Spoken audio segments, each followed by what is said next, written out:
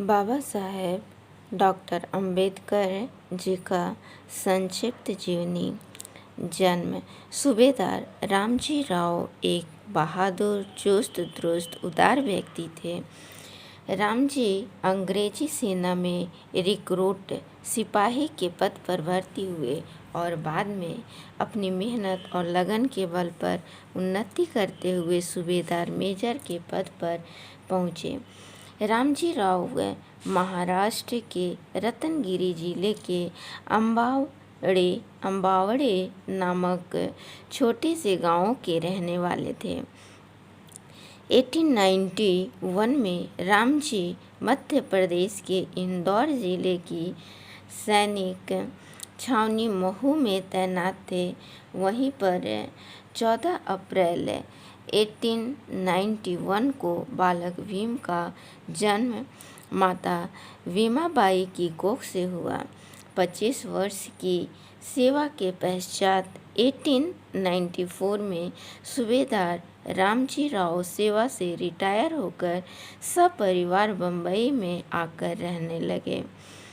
बालक भीम लगभग 5 वर्ष के थे तभी बीमारी के कारण माता भीमाबाई का देहांत हो गया।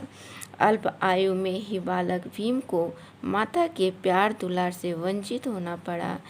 बालक भीम अपनी माता की मृत्यु पर कई दिन रोता रहा। स्कूल में दाखिला: बालक भीम 5 इयर्स के हुए तो पिता सूबेदार रामजी उन्हें एक ब्राह्मण प्रिंसिपल के स्कूल में लेकर गए। प्रिंसिपल साहब काफ़ी तगड़े, गोल-मटोल, सुंदर बालक को देखकर खुश हुए। उन्होंने प्रवेश पत्र भरना शुरू किया। जब भीमराव की जाति का पता चला तो प्रिंसिपल ने गुस्से से प्रवेश पत्र के टुकड़े टुकड़े कर दिए और चपरासी को बुलाकर आदेश दिया कि इस नीच कमीने को धक्के देकर बाहर निकाल दो। इसकी हिम्मत कैसे हुई यहाँ तक आने की? आहत पिता क्या जवाब देते? केवल दुखी होकर मन महसूस कर रह गए। लेकिन रामजी राव बालक भीम को पढ़ाने के लिए दृढ़ संकल्प किए हुए थे। वे बालक भीम को एक अंग्रेज के स्कूल में दाखिला दिलाने के लिए लेकर गए। वहाँ उनको दाखिला तो मिला परंतु उन पर 5 शर्तें लगाई गईं। बिछाने के लिए भीमराव अपने घर से टाट लाएगा, जबकि बाकी बालकों को टाट स्कूल से ही मिलता था। भीमराव दूसरे बालकों से लगभग 10 फुट दूर बैठेगा, ब्लैक बोर्ड के निकट नहीं जाएगा। वह मटकों में से खुद अपने हाथ से पानी निकालकर नहीं पिएगा। कोई सवर्ण बालक ही मटके से पानी निकालकर भीमराव को पिलाएगा। भीमराव बाकी बालकों के साथ खेलों में ही भाग नहीं लेगा। छुआछूत का कटु अनुभव: उन दिनों महाराष्ट्र में छुआछूत का बहुत जोर था। बालक भीम को स्कूल में सभी छात्रों से दूर बैठना पड़ता था और बैठने के लिए टाट भी अपने घर से लाना पड़ता था। सूबेदार रामजी सेना में क्रिकेट के अच्छे खिलाड़ी रह चुके थे। भीम को भी क्रिकेट खेलने का शौक था, परंतु अध्यापक ने उन्हें अन्य बालकों के साथ खेलने की आज्ञा नहीं दी। स्कूल में प्यास लगने पर यदि कोई स्वर्ण विद्यार्थी दूर से भीम के हाथों में पानी डाल देता तो वे पानी पी लेते, अन्यथा प्यासे ही रहते। नाई भी भीमराव के बाल नहीं काटते थे, अतः भीमराव की बहन घर पर ही कैंची से उनके बालों की आड़ी तिरछी कटाई कर देती थी, जिससे भीमराव की कई दिन तक मजाक उड़ाई जाती। परंतु इसके अलावा चारा भी क्या था। भीमराव एक दिन अपनी बहन से मिलने बम्बई को चल पड़े। रास्ते में थकान हुई, वह सड़क के किनारे बनी एक चाय की दुकान में चले गए और बेंच पर बैठकर चाय का ऑर्डर दिया। चाय वाले को कुछ शक सा हुआ। उसने भीमराव को घूर कर देखा और चीख कर बोला, क्यों रे, क्या जात है तेरी? इस सवाल से मानो भीमराव का खून ही जम गया।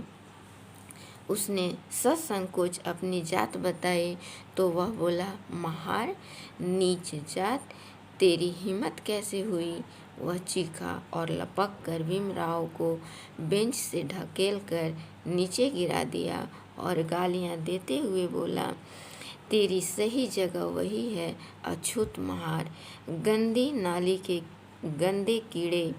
भीमराव नाली से रोते रोते निकले और आंसू बहाते हुए घर पहुँचे।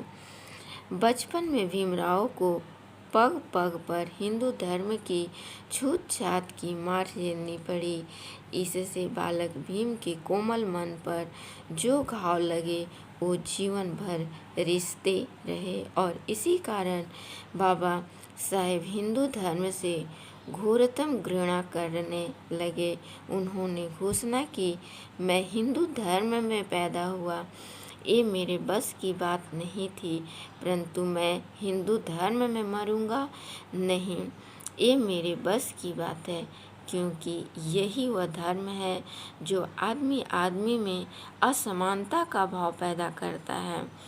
बम्बई जैसे शहर में पेंशन के 50 रुपये से घर चलाना सूबेदार राम जी के लिए बहुत कठिन हो रहा था। अतः उन्होंने सतारा के निकट गोरेगांव में एक प्राइवेट नौकरी कर ली और वहीं रहने लगे। एक दिन भीमराव अपने बड़े भाई आनंदराव और एक छोटे भांजे के साथ गोरेगांव की ओर रवाना हुए। भीम ने अपने आने की सूचना सूबेदार रामजी को पत्र द्वारा पहले ही दे दी थी, पर किसी वजह से वह पत्र सूबेदार जी को न मिल सका। जब बच्चे मसूर रेलवे स्टेशन पर रेलगाड़ी से उतरे तो अपने किसी भी व्यक्ति को स्टेशन पर न पाकर चिंतित हो गए। गोरेगांव तो जाना ही था। 3 बालक, शाम का वक्त और अनजान नगर, जिस पर बैलगाड़ी व तांगे वालों ने उन्हें अछूत महार जाति का होने के कारण अपनी गाड़ी में बैठाने से मना कर दिया। अंत में एक गाड़ीवान दुगने किराए के लालच में इस शर्त पर तैयार हुआ कि वह स्वयं उनके साथ नहीं बैठेगा, वह पैदल ही चलेगा और बच्चों को स्वयं ही गाड़ी चलानी पड़ेगी। आनंदराव ने गाड़ी चलाई। सायं से लेकर आधी रात तक भूखे प्यासे ही बच्चे यात्रा करते रहे। जब भी इन बच्चों ने पानी मांगा तो स्वर्ण हिंदुओं ने गंदे पानी के जोहड़ की ओर संकेत किया। इस दिन भीम ने जाना कि वह ऐसी जाति से संबंध रखते हैं जिसे साफ पानी पीने का भी अधिकार नहीं। भीमराव स्कूल में तो अपमान सही रहे थे, पर इस घटना ने भीमराव का दिल तोड़ दिया। उन्हें भली प्रकार पता लग गया कि अछूत लाखों की संख्या में किस प्रकार पशु तुल्य जीवन गुजार रहे हैं। संभवतः बचपन में जो दुर्व्यवहार इनके साथ हुआ, उसी के फलस्वरूप भीमराव का मन हिंदू धर्म के प्रति कड़वाहट से भर गया, क्योंकि हिंदू धर्म में मनुष्य का मूल्य उसके जन्म और जात से ही आंका जाता है। हाई स्कूल में भी भीमराव से दुर्व्यवहार किया गया। ऊंची जाति के विद्यार्थी अपने रोटियों वाले डिब्बे ब्लैक बोर्ड के पीछे रखते थे। एक दिन अध्यापक ने भीमराव को बोर्ड पर लिखने के लिए बुलाया। भीमराव अभी बोर्ड की ओर चला ही था कि विद्यार्थियों ने जोर से कहा, ठहर जाओ, हमें रोटियों के डिब्बे उठा लेने दो। जब तक विद्यार्थियों ने रोटियों के डिब्बे नहीं उठा लिया, उन्हें बोर्ड पर नहीं जाने दिया गया। सभी कठिनाइयां सहते हुए भीमराव खूब मन लगाकर पढ़ते थे। एक दिन एक ब्राह्मण अध्यापक ने भीमराव को चिढ़कर कहा, अरे तू तो महार है, तू पढ़कर क्या करेगा। भीमराव यह अपमान सहन न कर सके। वह बब्बर शेर की भांति अध्यापक पर गरज पड़े। सर, पढ़ लिख कर मैं क्या करूँगा, यह पूछना आपका काम नहीं। यदि आपने फिर कभी मेरी जाति का नाम लेकर मुझे चिढ़ाया तो इसका परिणाम अच्छा नहीं होगा। भीमराव बचपन से ही स्वाभिमानी और निर्भीक जो थे। भीमराव को हाई स्कूल में एक और चोट लगी जिसे वह जीवन भर नहीं भुला सके। भीमराव संस्कृत पढ़ना चाहते थे, परंतु स्कूल के अध्यापकों ने उनकी जाति के कारण संस्कृत विषय पढ़ने की अनुमति नहीं दी। मजबूर होकर भीमराव को फारसी पढ़नी पड़ी। बाद में बाबा साहेब डॉक्टर अंबेडकर ने अपने प्रयत्न व परिश्रम से संस्कृत भाषा पढ़ी और वे संस्कृत के अच्छे विद्वान भी बने।